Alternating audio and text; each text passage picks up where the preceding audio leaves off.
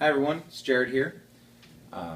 Just coming back after a hiatus. I got kind of involved and pretty deep into Elder Scrolls Online, which is a fantastic game. If you guys didn't know, I'm loving playing that and definitely enjoying playing that game.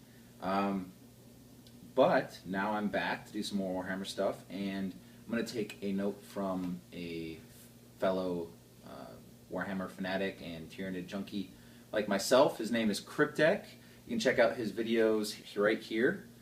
Just click on the link, check out his videos, and see the 30-day challenge, which he did, which I'm going to take a kind of copy, actually. Sorry, Cryptek. It's just how it's got to be. But I thought it was a really good idea, and I'm going to be doing a 30-day challenge to paint as many Tyranids as I can in 30 days. Now, within reason, because I really can't spend my entire days just painting Tyranids. But I'm going to try to get a pretty good list done. So we have 2 Flying Hive Tyrants, which are going to be magnetized, 1 Tyrannofex/Tervigon, magnetized, 1 Harpy Hive Crone, magnetized, 2 Carnifexes, also with their options, magnetized. You seeing a trend here? 2 Tyrant/Hive Guard, magnetized to be able to use as each version.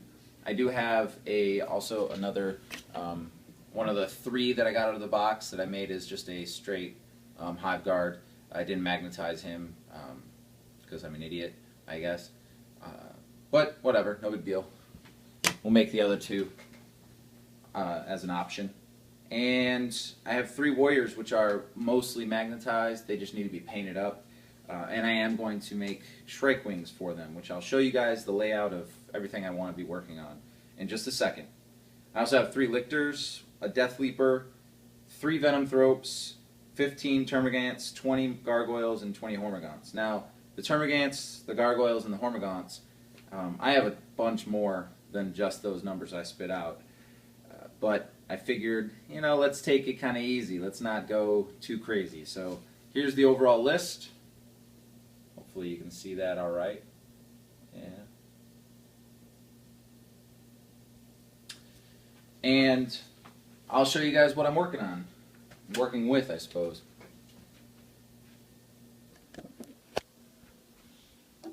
So, here we go. Mind my horrendous couch. Now, I also have a Horsepox and Specs head here, which I need to finish painting up. It's primered, and its claws and tail pieces are primered up. There's the other Hive Guard well, he's just a Hive Guard. There's Death Leaper. Guess I need to fix that. This part didn't get primered well. And he is a metal Death Leaper as well. This guy I didn't mention either, but he's a guy that I would like to maybe finish up, maybe sell on Craigslist or eBay or something, or maybe just keep him as a 3rd Hive Tyrant. I got him off eBay, actually, out of a big lot sale, and he was already just glued together with a Venom Cannon, Bone Sword, Lash Whip. So I figured, it's a good standard go-to, the old vanilla Hive Tyrant. But Flyrants are the thing of the day, so there we go. Here's the Tyrannofex/Tervigon right here. I have unwrapped it out of the plastic, but it is, all the pieces are in there. I haven't done anything with it yet. I have 2 unboxed, or not unboxed, but unopened Carnifexes. The unopened Harpy Hive Crone. I have an unopened 10 Gargoyle Brood here. Here's the boxes for the Warriors and the Hive Guard, Tyrant Guard, that I haven't yet done too much with. Well, I mean, I've magnetized these guys, but there's 2 of these Tyrant Guard, Hive Guard that I haven't done anything with yet in there. Over here we have a box of the pieces for the Hive Tyrant. These are some of the pieces for the that Hive Tyrant, and then I have some pieces for a second Hive Tyrant here, which the bottom piece and the wings, which I need to fix up and make it so I can have actually a second Flying Hive Tyrant. So we will have 2 Flying Hive Tyrants. Down here I have the pieces of stuff I got offline, really cheap, nicely. There's 3 Lictors, 2 Venom Thropes, and 6 Shrike Wings from Forge World, or Forge World style at least. I have Yeah, that big tub is I've laid it out, but that is one of my carrying cases. This is another carrying case, the Army Transport motor pool version. So just so you guys have an idea of what my Army is going to look like when it's all done up, is this color scheme right here. As you can see, it's all green and yellow with kind of a deserty scrubland kind of base. You know, I'll show you on my bigger guy, one of my bigger guys here. But it looks really cool when it's all just a horde, as all Tyranids do actually. Look really awesome when they're just hoarded up. I have a ton of Termagants, some Genestealers, and Hormagaunts here. I also have another Tervigon. Before I realized you could magnetize them, I used plastic glue stupidly, and so he's probably not going to come apart. He's just going to stay a Tervigon. Whoops. Need to paint him up though. And he will look eventually like this, which is, like I said, how my my paint scheme is. Now you see the kind of the rock and scrub kind of thing going on. The green body with using the black base coat as pretty much a skin color. I am kind of evolving as I paint, as I work on my paint schemes, and doing some more stuff with the skin on some of my newer guys. But the carapace is where I like to try to do most of my work. I think that's where Tyranids really shine. It's on the claws and the carapace. Let's get him over here in the light.